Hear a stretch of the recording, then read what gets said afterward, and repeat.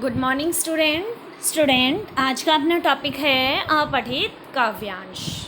अपठित काव्यांश को समझने से पहले हमें अपठित के बारे में पता होना चाहिए। अपठित काव्यांश का अर्थ होता है किसी कविता का वह अंश या भाग जिसे आपने पहले अपनी पाठ्य पुस्तकों में न पढ़ा हो, उसको अपठित काव्यांश कहते हैं। ये भी दो प्रकार से होता है, अपठित काव्यांश भी दो प्रकार से होता है। फर्स्ट, प्रश्नों के उत्तर काव्यांश में से ही लिखवाकर। सेकंड, प्रश्नों के उत्तर के 4 विकल्प देकर जिनमें से बच्चा सही विकल्प का चुनाव करता है। अपठित काव्यांश से संबंधित ध्यान देने योग्य कुछ बातें हैं जिन्हें हमें फॉलो करना चाहिए। तो फर्स्ट, अपठित काव्यांश को 2-3 बार ध्यान से पढ़ें। सेकेंड, काव्यांश के अर्थ एवं भाव को अच्छी तरह से समझ लें।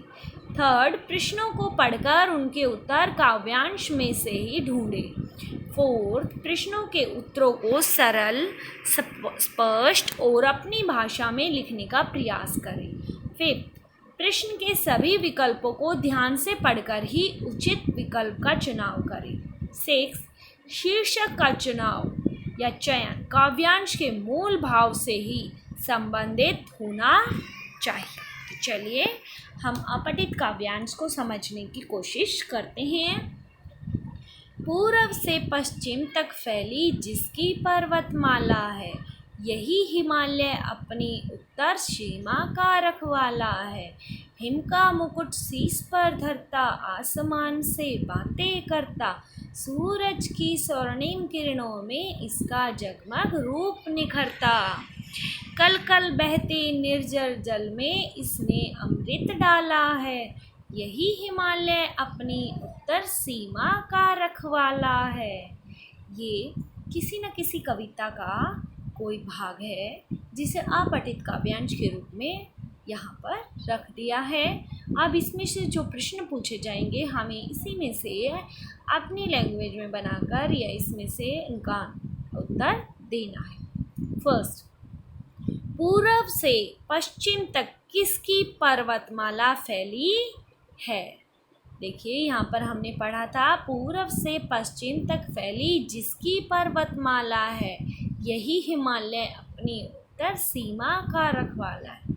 तो हिमालय है जिसकी पूर्व से पश्चिम तक पर्वतमाला फैली है। तो आंसर होगा पूर्व से पश्चिम तक हिमालय की पर्वतमाला फैली है। सेकंड, हिमालय किसकी तथा किससे रक्षा करता है। हिमालय हमारे देश की उत्तरी सीमाओं की शत्रुओं से रक्षा करता है। थर्ड, हिमालय का स्वरूप किसमें तथा कैसे निखरता है। हिमालय का स्वरूप सूरज की सोने जैसी किरणों में सोने की भांति जगमग करता हुआ निखरता है। ये आप 4th लाइन में देख भी सकते हो। सूरज की स्वर्णिम किरणों में इसका जगमग रूप निखरता है। तो इसको हमने अपनी लैंग्वेज में कन्वर्ट करके यहाँ पर उत्तर दे दिया। नेक्स्ट, फोर्थ, जल में किसने अमृत डाला है। हम यहाँ पढ़ भी सकते हैं, कल कल बहते निर्जर जल में इसने अमृत डाला है, यही हिमालय।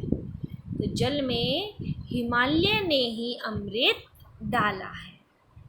फोर्थ, हिमालय ने अपने सिर पर किसका मुकुट लगा रखा है। हम 3rd लाइन को अगर पढ़ते हैं, हिम का मुकुट शीश पर धरता, आसमान से बातें करता। तो यह हिमालय की बात हो रही है। तो अपने शीश पर, अपने सिर पर हिम का मुकुट किसने रखा है, हिमालय ने।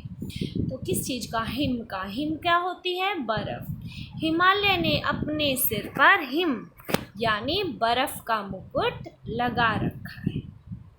तो आई होप आप अपठित गद्यांश को अच्छी तरीके से समझ गए होंगे। धन्यवाद।